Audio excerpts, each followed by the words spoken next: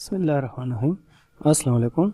I am Mohammad Javed और आज हम बात करेंगे इंट्रोडक्शन टू कंप्यूटर में कंप्यूटर इनपुट डिवाइसेस। सो टाइम ज़ाया किए बगैर हम स्टार्ट ले लेते हैं।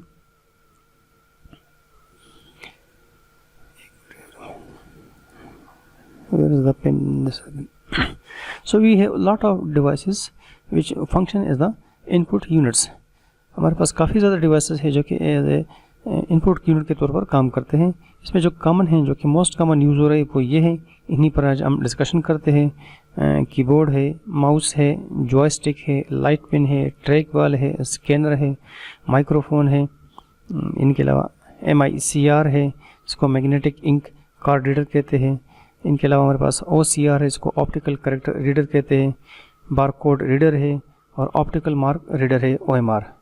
सो ये मोस्ट इम्पॉर्टेंट है, कम से कम इसके बारे में आपके कंसेप्ट्स क्लियर होने चाहिए। सो देखते हैं एक एक करके। कीबोर्ड के बारे में कहा जाता है कि ये सबसे मोस्ट कॉमन इनपुट डिवाइस है। आपको जब भी कंप्यूटर सिस्टम यूज़ करेंगे तो आपको इनके साथ कीबोर्ड नज़र आता है। इनका जो लेआउट होता है, शेप होता है, वो तकरीबन सॉरी जी हमारे पास जो ट्रेडिशनल टाइपराइटर होते थे ना, उसी की तरह है। टाइपराइटर तो अभी ख़त्म हो चुके हैं, अभी तो तकरीबन आपको इक्का दुक्का शायद नज़र आ जाए। सो ये तकरीबन इनका जो कीबोर्ड का शेप है वो टाइपराइटर ही की तरह होता है। हाँ, इनके अलावा इसमें कुछ एक्स्ट्रा कीज़ भी होती है, एक्स्ट्रा फंक्शंस परफॉर्म करने के लिए होते हैं। कीबोर्ड में आपको जो तकरीबन नज़र आते हैं, ये तो 84 के होंगे, या मतलब 101 कीज़ के होंगे, या 102 कीज़ के हो सकते हैं। यानी या तो इस कीज़ के नज़र आएंगे कीबोर्ड, और या इस कीज़ के नज़र आएंगे। लेकिन जो आजकल हम कीबोर्ड देख रहे हैं उसमें आपको 104 कीज़ नज़र आते हैं या 108 कीज़ नज़र आते हैं। बहरहाल कीज़ मीन बटन्स, आप इनके नंबर्स पे न जाएं, ठीक है। जिनका बेसिक फंक्शन सीखें। कीज़ तो वैसे भी with the passage of time change होते रहते हैं, इंक्रीज़ होते हैं, कम होते हैं, ज़्यादा होते हैं, ये डिपेंड करते हैं। ये एक ट्रेडिशनल शेप है इसका। अगर आप कीबोर्ड कहीं पर देख लेते हैं, देखो ये ABC का पोर्शन है, इसमें आपको ABC नज़र आते हैं, ये वाले, ठीक है जी। इनके अलावा ये 1 2 3 4 5 6 7 8 9 0 तक होते हैं। ये फिर यहाँ पर F1 F2 से लेकर F12 तक गए हुए हैं। फिर ये कुछ यहाँ पर आल्ट है, कंट्रोल है, शिफ्ट है। ये एक लंबा सा कीबोर्ड की है जिसको स्पेस बार कहते हैं। इनके अलावा यहाँ पर आपको कुछ और डिफरेंट कीज़ भी नज़र आ सकते हैं। सो हम एक एक करके ज़रा इसको डिस्कस करते हैं। देखिए, कुछ कीज़ को हम टाइपिंग कीज़ भी कहते हैं, जो कि कौन से A से लेकर Z तक, A से लेकर Z तक और 0 से लेकर 9 तक। इन कीज़ को नॉर्मली टाइपिंग कीज़ कहा जाता है, क्योंकि ये ज़्यादातर यूज़ होते हैं टाइप करने के लिए। इनके अलावा आपको न्यूमेरिक कीपैड नज़र आएगा। न्यूमेरिक कीपैड ये कीबोर्ड के राइट साइड पर होता है। इसमें जो कीज़ होते हैं ना, मैं ज़रा दिखा देता हूँ इसमें है कि नहीं। इसमें न्यूमेरिक कीपैड मर्ज किया गया है, ठीक है जी। न्यूमेरिक कीपैड इन एरियाज़ के साथ मर्ज किया गया है, जो कि नहीं है। अदरवाइज़ आपको जब कीबोर्ड देख लेते तो आपको तकरीबन इस एरिया पे नज़र आता है। यहाँ पर इनके साथ नम लिखा होता है, नम का की लगा होता है।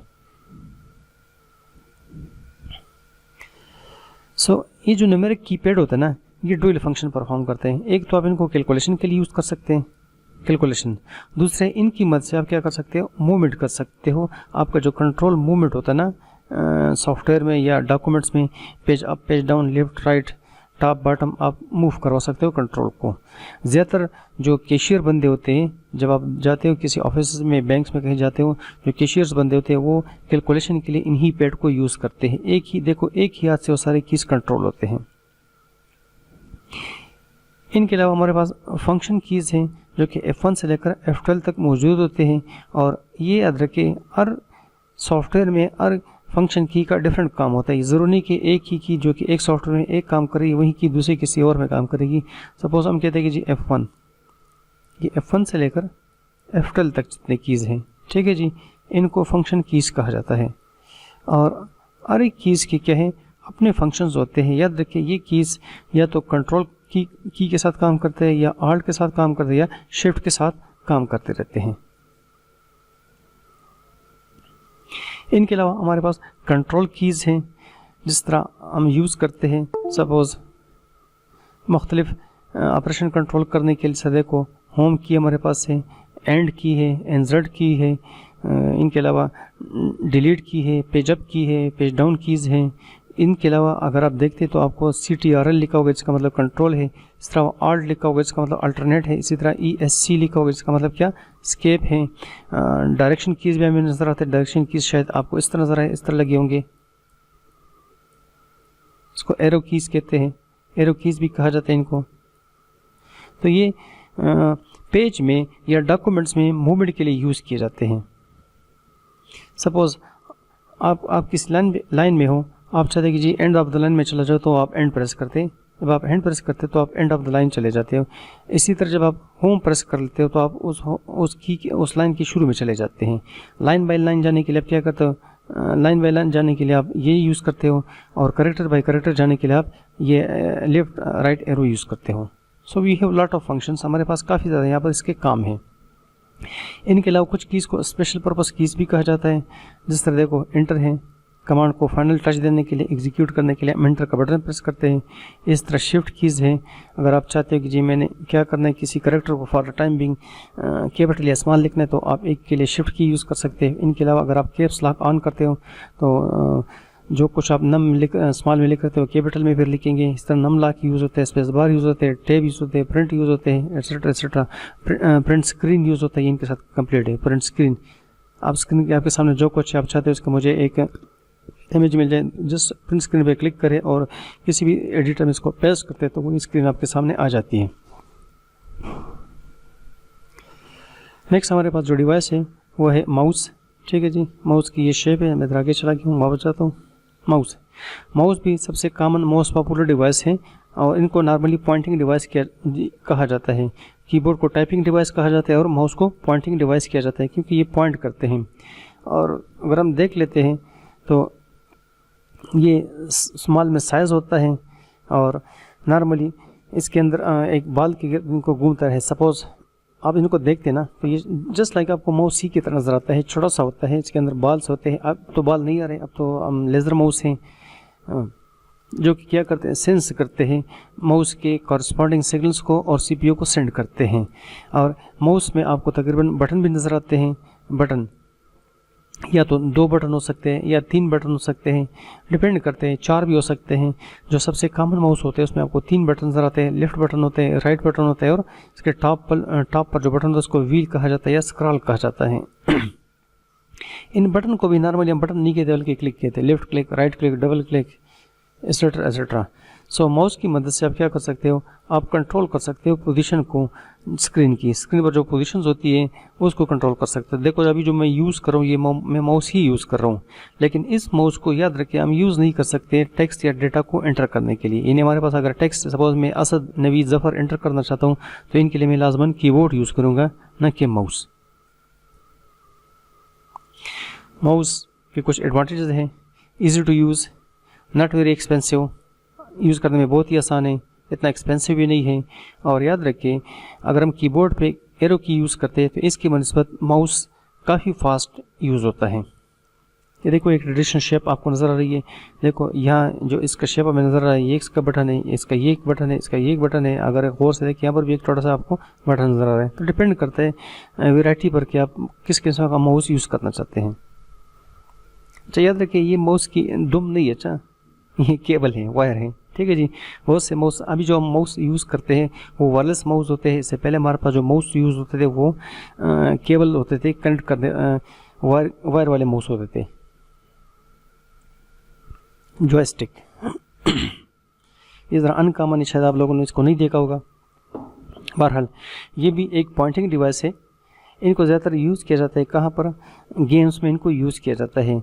गेम्स में अमूमन माउस इतना फ्लेक्सिबल यूज़ नहीं हो सकता है क्योंकि इसमें मैक्सिमम आप 4 डायरेक्शन में जा सकते हैं माउस की मदद से, या तो लेफ़्ट या राइट या इस तरह या इस तरह।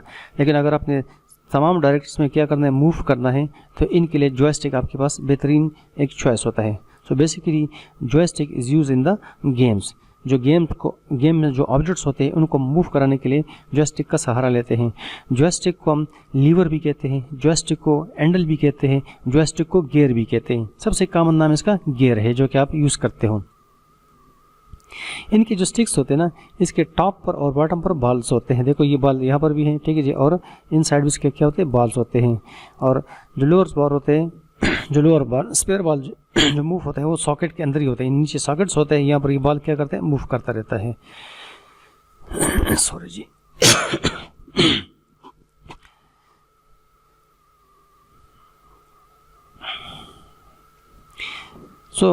हम इसको माउस ही की तरह यूज़ कर सकते हैं, लेकिन माउस से ये बेस्ट चॉइस होता है। कहाँ पर, जहाँ पर आप कंप्यूटर एडिट डिज़ाइनिंग करते हो या गेम्स खेलते रहते हो। लाइट पिन, ये भी थोड़ा सा अनकॉमन है। आप चूँकि लोग बिगिनर हो इसलिए आप लोगों को इसका पता नहीं होता है। लाइट पिन को भी पॉइंटिंग डिवाइस कहा जाता है। बिल्कुल पिन ही की तरह शेप होती है। देखो ये जो आप देख रहे हैं ना, इसकी मदद से हम क्या करते हैं, हम स्क्रीन पर कोई इमेज या पिक्चर्स व्हाटएवर जो भी ऑब्जेक्ट है इनकी मदद से हम ड्रा कर सकते हैं। यानी आप चाहते हैं कि जी आपके सामने जो स्क्रीन है ना, इस पे आपने कुछ ड्रा करना है तो आप इनके लाइट पिन को यूज़ कर सकते हैं। लाइट पिन में क्या होते हैं, फोटो सेल्स होते हैं और ऑप्टिकल सिस्टम्स होता है। इसके ट्यूब में आपको ये दो चीज़ें नज़र आती है, फोटो सेल्स और ऑप्टिकल सिस्टम्स। जब हम मूव करते हैं ना, तो इसके टिप पर, ये जो टिप है ना, ये लाइट टिप जो होती है ना, ये मूव होती है किसका, स्क्रीन पर इस तरह मूव होती है। इस तरह को मैं ये माउस पॉइंटर को मूव कर रहा हूँ और साथ ही इसका जो बटन है ये प्रेस कर देते हैं। ठीक है, बटन शायद यहाँ पर भी हो सकता है या यहाँ पर भी हो सकता है। तो ये क्या करता है, ये फोटो सेल्स जो सेंसिंग एलिमेंट्स होते हैं ना, वो डिटेक्ट करते हैं कि जी कहाँ पर स्क्रीन का पोजीशंस हैं। स्क्रीन की पोजीशन को डिटेक्ट करते हैं और उन्हीं सिग्नल्स को क्या करते हैं, सीपीयू की तरफ सेंड कर देता है। तब कहीं जाके वहाँ पर जो चीज़ हम ड्रा करना चाहते हैं वो ड्रा हो जाता है। जैसे सपोज देखो मैं इस तरह कर रहा हूँ, ये ड्रा कर रहा हूँ, तो याद रखिए तो मैं फ़िलहाल माउस यूज़ कर रहा हूँ, लेकिन आप इसकी मदद से भी ये चीज़ कर सकते हैं। ट्रैक बॉल भी क्या हमारे पास एक इनपुट डिवाइस है। ठीक है जी, ज़्यादातर कहाँ पर यूज़ किया जाता है, जहाँ पर माउस नहीं होता लेकिन आप माउस का काम लेना चाहते हो, सर नोटपैड हो गया या लैपटॉप हो गया, तो हम उसकी जगह यानी माउस की जगह ट्रैक बॉल को यूज़ करते हैं। देखो आप जब माउस को मूव करते हैं ना, यानी पॉइंटर को मूव करते हैं लैपटॉप में, तो वहाँ पर तो माउस नहीं होता, एक स्पेसिफिक जगह होती है जहाँ पर आप इस तरह देखो मूवमेंट करते हो तो ये मूव होता है। तो बेसिकली इनके नीचे क्या होते हैं, ट्रैक बॉल होता है। अब ट्रैक बॉल तो खैर बहुत कम यूज़ हो रहे हैं, अब तो टेक्नोलॉजी तकरीबन चेंज हो चुकी है। बहरहाल यहाँ पर था तो इसलिए मैंने करवा दिया। इनकी शेप वेरीज हो सकती है, इस तरह भी आपको नज़र आ सकती है। ठीक है जी, इस तरह ये भी हो सकती है, ज़रूरी नहीं है।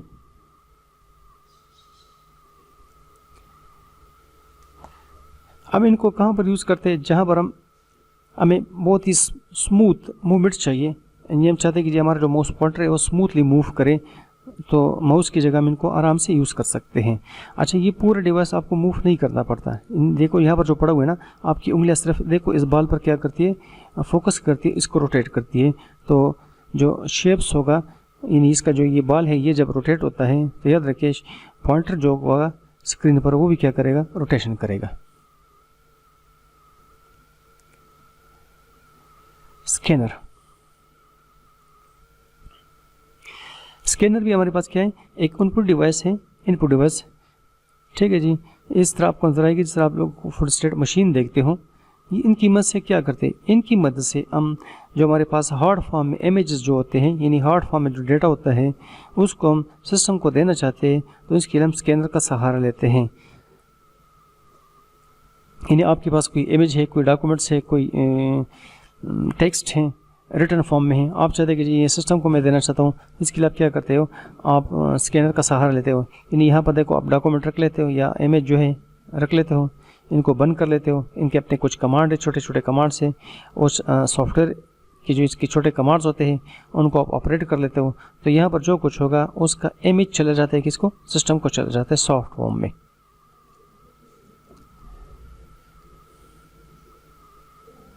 माइक्रोफोन सबसे कॉमन है, शॉर्ट करके हम इसको माइक कहते हैं। सो माइक्रोफोन यानी पूरा नाम इसका क्या है, माइक्रोफोन है, लेकिन शॉर्ट करके हम इसको क्या कहते हैं, माइक कहते हैं। इनकी मदद से हम क्या करते हैं, हम साउंड को हम जो हमारे साउंड होते हैं ना, यानी ये सिस्टम को हम देना चाहते हैं, तो इनके लिए हम माइक्रोफोन का सहारा लेते हैं। टेक्स्ट यहाँ पर रिपीट हो चुके हैं, ठीक है जी। ये बहरहाल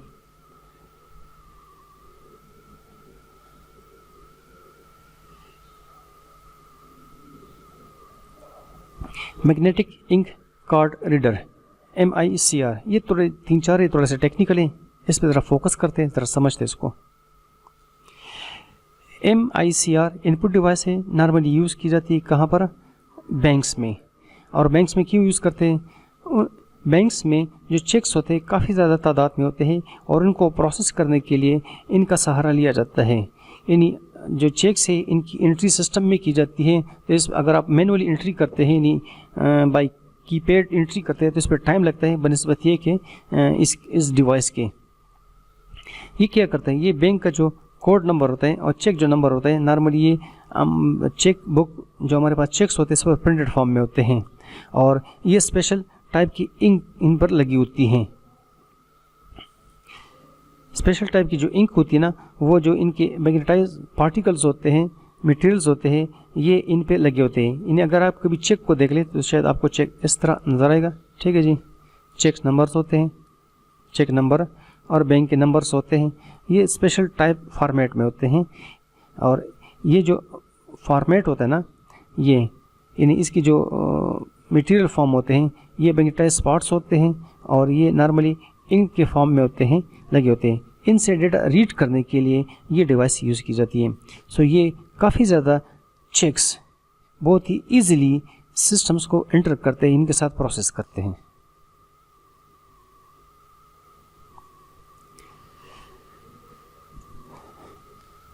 तो इसकी बात वही आ गई, इसका मेन एडवांटेज क्या है कि जी ये फास्ट है और जो एरर के चांसेस होते हैं वो लेस हो जाते हैं, कम हो जाते हैं इस डिवाइस को यूज़ करते हुए। इनके अलावा हमारे पास ऑप्टिकल कैरेक्टर रीडर हैं, इसको OCR कहा जाता है।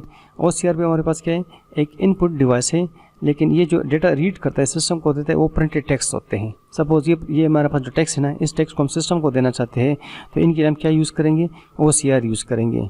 सो ये टेक्स्ट OCR टेक्स्ट को स्कैन करता है ऑप्टिकली, यानी रेज की मदद से कैरेक्टर बाय कैरेक्टर, और कन्वर्ट करके उस मशीन रीडेबल कोड में कन्वर्ट कर देता है और फिर उसको स्टोर करता है सिस्टम में। सो जब भी आपने प्रिंटेड टेक्स्ट को, यानी ऐसा टेक्स्ट जो कि इसका आपने प्रिंट आउट लिया है, जिस तरह देखो ये मुझे नज़र आ रहा है, उसको मैं प्रिंट करके अपने पास रखता हूँ और फिर ये मेरे पास काफ़ी ज़्यादा तादाद में 10, 20, 30 पेजेस होते हैं और मुझे कोई कहता है कि जी इसको आप सिस्टम में ज़रा एंटर करें। एक तरीका तो है कि मैं टाइपिंग शुरू कर दूं। सो टाइपिंग पे काफ़ी टाइम लगता है, तो ये OCR डिवाइस आराम से पेजेस को स्कैन करके सिस्टम को एंटर करता है। बारकोड रीडर्स, ये थोड़ा सा कॉमन है, शायद आप लोग देख चुके होंगे। ये बड़े बड़े शॉपिंग मॉल्स में, अच्छे अच्छे शॉपिंग शॉप्स प्लाजोज में आप इनको देख चुके हैं। Barcode reader is a device use for reading barcoded data in the form of light and dark lines. जो लाइन्स होती हैं, देखो ये लाइन्स, ये इससे डेटा रीड करने के लिए क्या यूज़ करते हैं, बारकोड रीडर यूज़ करते हैं।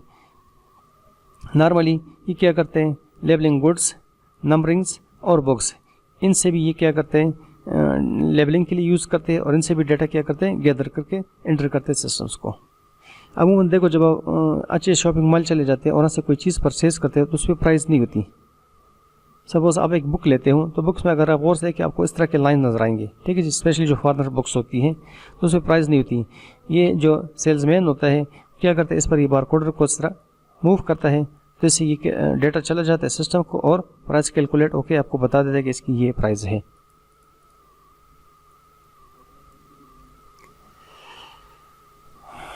ये बड़े बड़े भी हो सकते हैं, ठीक है जी, और हैंड हेल्ड स्कैनर फॉर्म में भी हो सकते हैं, यानी छोटे जिस तरह हमें नज़र आ रहे हैं।